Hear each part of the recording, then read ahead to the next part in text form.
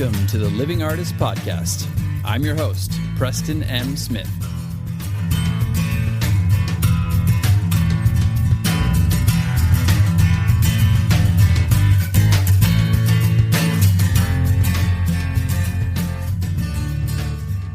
Hey, everybody. Welcome to the Living Artist Podcast. I'm Preston M. Smith, at PMS Artwork everywhere on internet land and socials. I want to thank you for landing on this podcast. Whether you're a professional artist, just getting started in the art world, a collector of art, or just consider yourself a creative person, this podcast has something for you. I like to think of it as a fun way to rant and talk to other creative people about living the life of an artist, surviving and getting ahead in the art world, and enjoying your life. But most importantly, not waiting until you're dead to make it happen. All right, let's get started.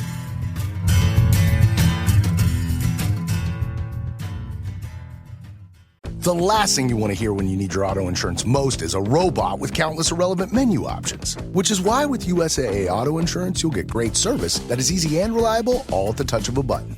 Get a quote today. Restrictions apply. USAA. Some things work better together, like NARS's Soft Matte Complete Concealer and Radiant Creamy Concealer. Soft Matte Complete Concealer erases and blurs imperfections with full coverage. Then, Radiant Creamy Concealer evens and brightens with a luxurious texture and radiant finish. Two concealers, one flawless look. Perfect for a no-foundation base. NARS, better together. Visit Ulta to shop now. Hey, man, come in, sit down. I want to show you something. Okay, but why are you doing that voice? I don't know what you're talking about, You man. see right there, you did it again. What is that? Whatever. I'm working on my Basquiat. Just watch this. Bottom line, what is it? Gets you out of bed in the morning. Hey, this man, turn that off. What? Oh, come on. Oh, sorry. But come back. I can do better. Please. You know what, Walken? You know what? You could do better. I love that scene from Basquiat. You've DJ'd at all the hottest clubs. I was showing my wife that the other day, a clip, because we were, I don't know what we were doing. We were sitting in the car, and I was trying to show her a little clip from Basquiat, the Walken thing. I love the way he says, DJ'd at the hottest clubs. And it prompted me to rewatch the movie Basquiat. And, it's one of my favorites. It's something that I used to draw inspiration from all the time. I would watch it when I was coming up in the art world and I was like dreaming of being an artist. And it was so like, I don't know, it was like sustenance for me. And granted, it is sad. There's a lot of ups and downs in the movie. Obviously, it's based on Jean-Michel Basquiat's life. But we're going to talk about it a little bit today. And we might be all over the map. But I just wanted to talk about some things that I learned rewatching it, or things that I different perspectives that I had watching this at a different stage in my life, different era, post, drinking, post being a struggling artist, working at a restaurant in the midst of Lyme disease and going through all this crap. So yeah, the other night my wife had a party thrown for her birthday. I couldn't make it down because I'm still really sick. So I decided to rewatch Basquiat at home. And man, I'm glad I did. It was a lot of feelings that came up, a lot of nostalgia from the past for me watching this movie and like remembering the thoughts I used to have and the dreams I used to have and how I used to be, how I was like a struggling, tortured artist, and watching it and just getting some interesting entertainment. It's great. So many good people in that, so many good characters. Obviously, Bowie plays Warhol. There's Dennis Hopper. There's Gary Oldman. Jeffrey Wright is amazing as Basquiat, directed by Julian Schnabel, who also, was a painter who knew Basquiat. Parker Posey, Claire Forlani, Willem Dafoe. I mean, the list goes on and on. I actually saw a weird full circle moment with my wife. We went to Blum and Poe in Culver City to see Julian Schnabel's new show that he had. This was, back in like 2017 or 18 or something. And it was crazy because it was like the who's who of the entertainment industry and the art world. I mean, he was there. Some big painters were there. I photobombed Al Pacino. Hooah! I saw you there. Yeah, I photobombed Al Pacino, which was funny. There was Claire Forlani, who plays Basquiat's love interest in the movie. She was there. Pamela Anderson was there. A bunch of people were there. It was crazy. It was a weird full circle moment, kind of like Pollock when I saw Ed Harris, and I got to give him a painting at the Obama gig. So there's a lot of weird full circle moments with me with some of these movies that I love, but it was just fun to rewatch it in this new stage without some of the kind of anxiety and the pushing for like trying to be an artist. But I just wanted to talk about some of the things that I got from it. This is not really like a review of the movie, even though I highly recommend seeing this movie. It's one of my favorites. It still holds up. Great music in there. There's like Tom Waits, there's the Pogues, there's like, Pill. Courtney Love has a cameo in there. There's like some David Bowie music. There's, just some great people that I love and admire. The Rolling Stones, and the performances are amazing. But it was fun to rewatch with this new perspective I have, kind of having some success now in the art world and making a living as an artist from a completely different angle, and then revisiting this. Because when I used to watch this, I used to kind of have this playbook of, I would see Basquiat in the movie. And granted, it's a movie, but it's based off of the real character. I've seen documentaries on Basquiat. I've seen a lot of clips on him. The people who made the movie knew him. So let's, for all intents and purposes, like just assume that it's fairly accurate, the movie, which I really think it is, coming from people who knew him. But I used to relate to Basquiat outside of I think it's the Mary Boone Gallery, when he's like sitting out there smoking and he's watching all these people inside this full gallery while he's still kind of living on the street. Now, granted, he didn't really have to live on the street, but that's a whole other story. But he's out there smoking a cigarette, and he's like, you can see he's kind of frustrated. So he comes up and he's looking through the windows and he's seeing like Warhol talking with the character that's played by Gary Oldman that's supposed to represent Julian Schnabel. But there's like Warhol and Mary Boone and him and all of, Bruno, his agent, Andy Warhol's agent, and they're just like all schmoozing. It's this huge crowd of people, photographers, and you can see in his eyes this like fire of like, I'm going to be there. I'm going to be there soon. And he was there soon, but you could see like a little bit of the jealousy, but a little bit of the wonder and a little bit of the joy of that. I used to feel that when I would watch the movie, and I'm like, this is going to happen to me someday. This is going to be me. And it's interesting because I paved out a whole different way in life of making it as an artist and doing different things. And I'm glad I did, because some of the things that happened in the movie and in real life were so like kind of being poached by people, being used. I mean, he gets a lot of stuff where he kind of thinks he's being used as like a mascot, and they're taking advantage, exploiting his, being a black artist in the 80s. But it was interesting. There's a couple scenes that I wanted to talk about. There's this scene that I was, recounting to my wife the other night, and he's with Claire Forlani, his love interest, and she's asleep like under some canvases in the studio, and he is just like high and he's painting, right? And he sees her dress and he pulls it off the rack and he puts it down and he starts painting these brushstrokes on it, these symbols. And he's really proud of it. He's so proud of it that he wakes her up to show her. And when she comes to, she's like, "What the fuck did you do? What did you do to my dress?" And she's all pissed off. And he's like, "Oh, I made it beautiful for you, baby." And he's like so excited, kind of like a child, And she gets all mad. And then she looks and sees that he painted over some of her paintings. And she's like, "Oh, that's great. You painted over my fucking paintings?" And she gets all upset. And he's like, "Oh, they were kind of impersonal. I couldn't look at them anymore." And so she starts painting over his paintings. She's like, "How do you like it? How do you like it when I paint over your paintings?" And she's painting and just covering up all of his stuff with these huge brush strokes of like white, red paint. And he's like, yeah, that looks good like that. So I found that so funny that like not only was he not upset, but he was kind of like, "Oh yeah, that looks good. You improved it." It was like this anger coming out of her, and the way she just was like gesturally putting this on the canvas without even thinking about it, just the fluidity of it and the anger was like, there was something he appreciated about that. I just think that was such a funny scene, but also a really tragic scene, but also kind of symbolic of how, I think of Basquiat, especially at the beginning. He had this fluid, almost surrender to him all the time. Very spiritual in a way. Like, oh, okay, whatever. I'm not too attached to anything material. I'm not even too attached to my own paintings. And I thought that was really interesting. And I was like, man, I wish I could be like that a little bit more. Now, granted, as he got older and as he started getting some fame and some success, he got more attached to all of his material objects. And you could argue that fame and that materialism and all that stuff took him down. And he died, unfortunately, spoiler alert, of a drug overdose. But yeah, you could argue that some of that, when some of that playfulness shifted in him, some of that surrender, some of that just being fluid and like a child, kind of being in the moment, not really caring or not investing too much in all these material objects or even his own artwork, when that kind of went away, and he started to have something to lose, it was almost like that's when his artwork became strained, and that's when his career became strained. And then he got the pressure, and he started doing the drugs more and more, and he just burned out, unfortunately. Now, look, that's just the way I see it, and based on what I know from him and reading books of him and watching documentaries of him and watching the movie. I could be wrong. I'm sure there's a lot more to it than that.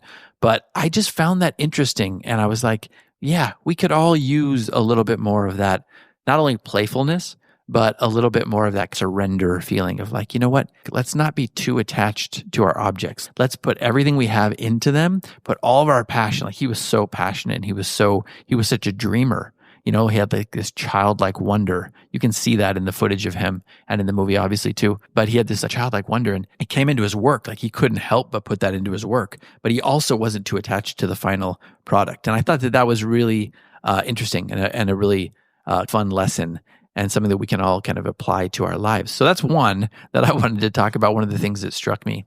The other thing was, and this was kicked off by the interview we were referencing earlier and the clip of Walken interviewing Basquiat. Obviously, he wasn't Walken. He was representing a magazine, but he was interviewing him. It was kind of a gotcha interview.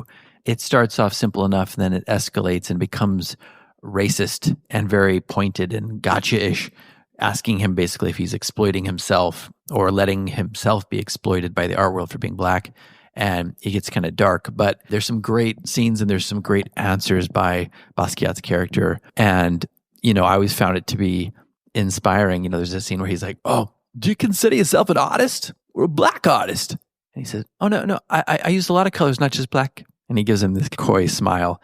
It's really great. But then it gets flipped on him, and he puts his foot in his mouth, and you can see where they're going with the interview. And it sparks off this whole era of a little bit of paranoia with Basquiat. I'm sure it was fueled a little bit by the drugs, but he just kind of started feeling like everybody was seeing him as less than, or seeing him as Andy Warhol's mascot, or, being this black artist who's exploited. And he starts to see that everywhere, restaurants he goes to. And I'm sure it was happening also. But then, the paranoia takes over. He gets obsessed with it. He gets obsessed with what critics are saying, and everybody's telling him, in the movie at least, don't worry about what the critics are saying. Just do your work. Like your work is strong enough.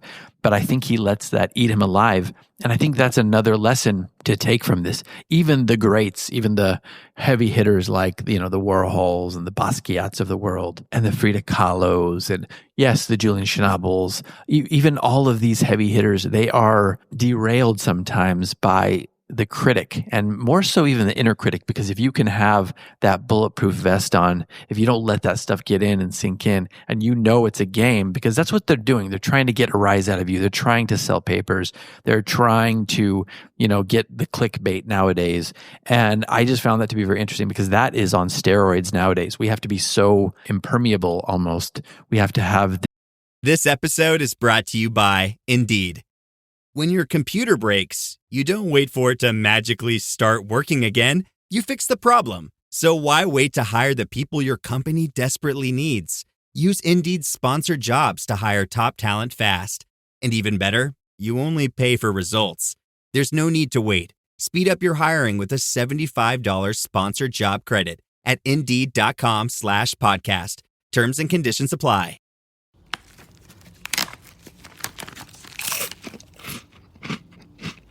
Uh-oh, the last cookie. You can get a new box of cookies in as fast as an hour with Walmart Express Delivery. Are you my guilty self-conscience? No, I'm the voice offering you promo code EXPRESS for free delivery on your first order. Hey, who ate my cookies? You mean, these cookies? Order now. Welcome to your Walmart. Promotion valid for first express delivery order. $50 minimum subject to availability. Restrictions apply. This invisible force field on us at all times. And we have to be able to be strong enough. Obviously, when I watched it, that was something that struck me. I looked at that as like, I can't wait till I'm interviewed like that. I can't wait till I have these.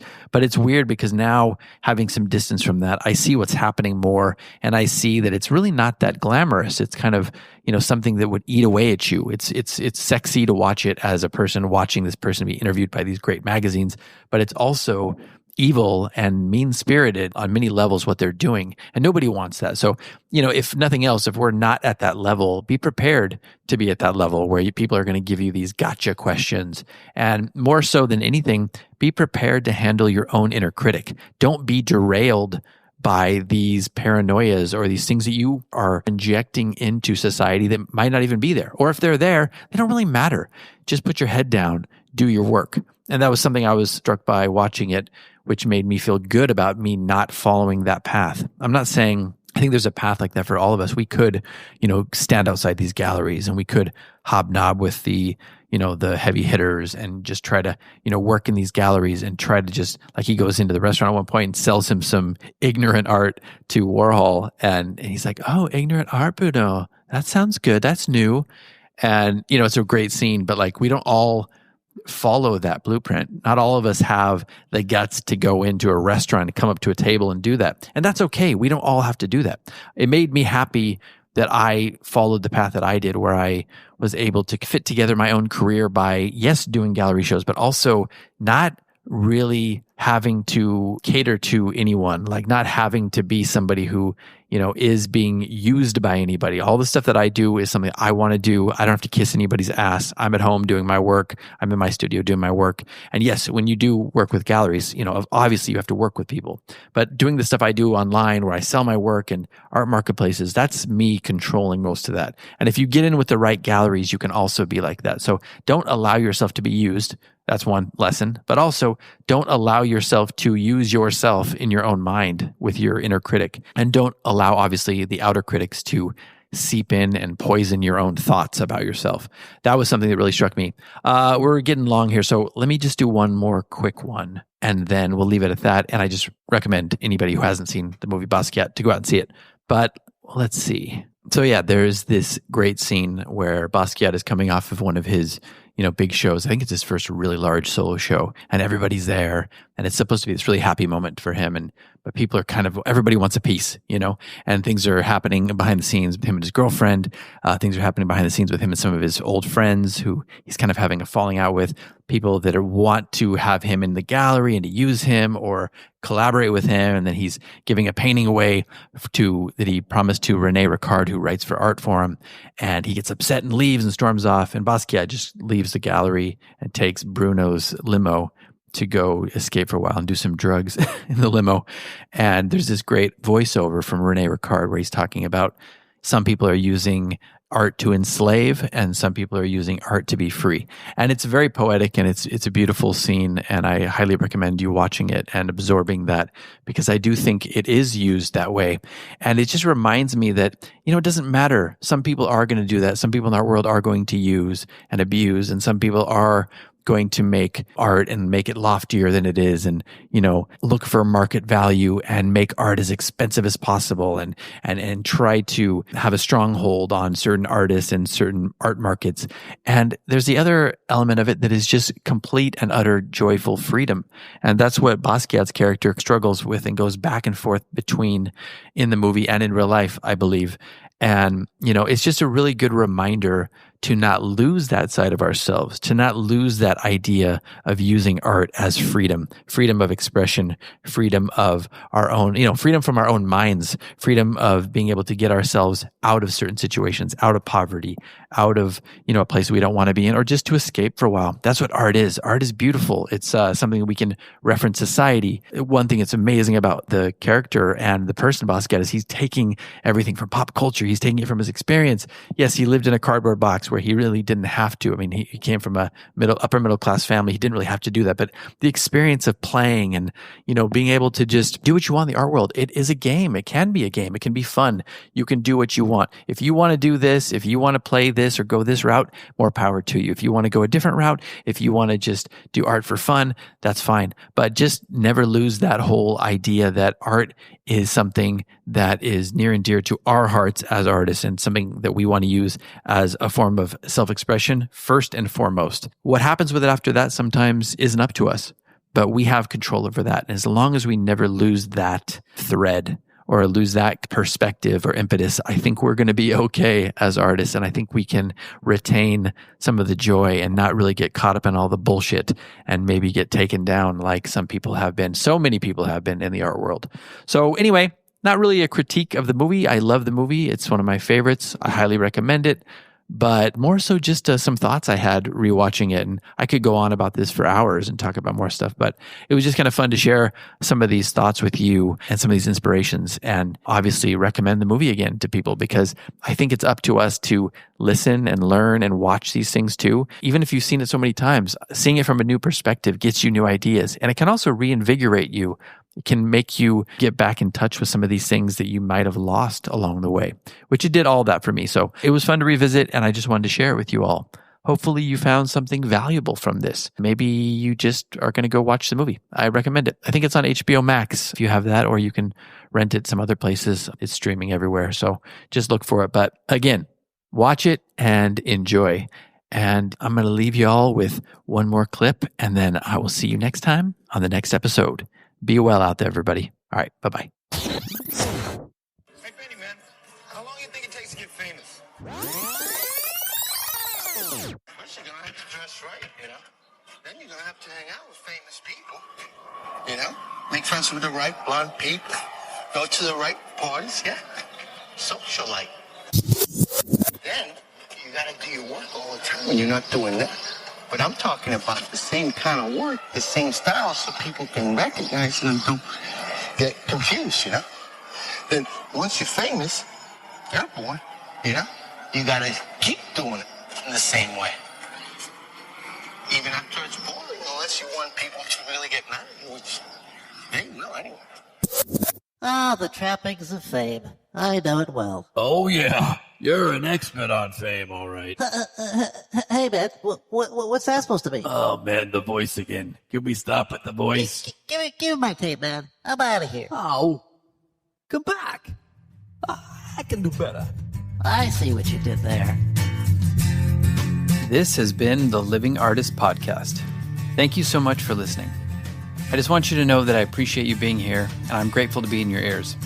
Your art and creative life on this planet is meaningful, so thank you for sharing it with me. If you like this podcast, whatever platform you're listening to it on, please subscribe and share it with your friends. You can also leave me a positive review to show your support. This helps me to reach more people with the algorithmic magic and keep the show going strong. If you want to see more of what I do and check out the art that I create, you can visit my website at www.pmsartwork.com or follow me on social media everywhere at PMS Artwork. That's it for now. See you back here next time.